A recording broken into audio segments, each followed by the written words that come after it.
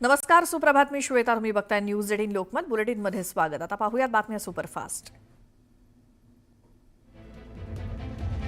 मात्र त्याआधी एक मोठी बातमी आहे. एकनाथ शिंदेंच्या कार्यकाळामध्ये सुरू केलेल्या किंवा पुनरुज्जीवित केलेल्या काही योजना देवेंद्र फडणवीस सरकारनं निधी न दिल्यामुळे बंद पडण्याची शक्यता आहे. सणासुदीसाठी आनंदाचा शिधा, शिवभोजन थाळी योजना, ज्येष्ठ नागरिकांसाठी तीर्थाटन योजना अशा काही योजनांना निधी उपलब्ध नसल्यामुळे या योजना बंद होणार असल्याची चर्चा आहे.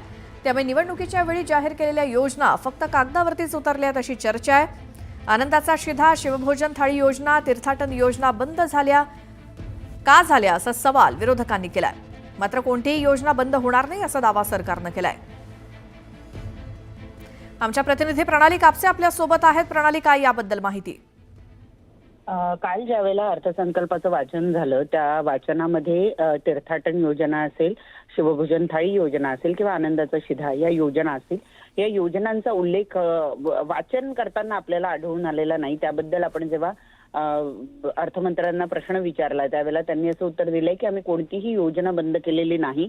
काही योजनांचा निधी कमी करण्यात आलेला आहे. काल अर्थसंकल्पाचं वाचन झालं, त्यामध्ये सगळ्याच योजनांचा निधीचा उल्लेख करण्यात आलेला नाही.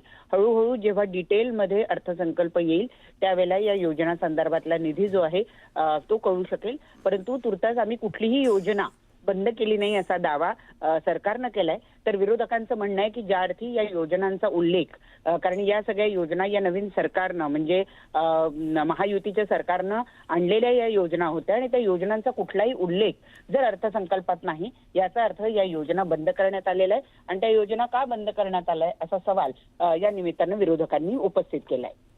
प्रणाली, धन्यवाद या सगळ्या माहितीसाठी.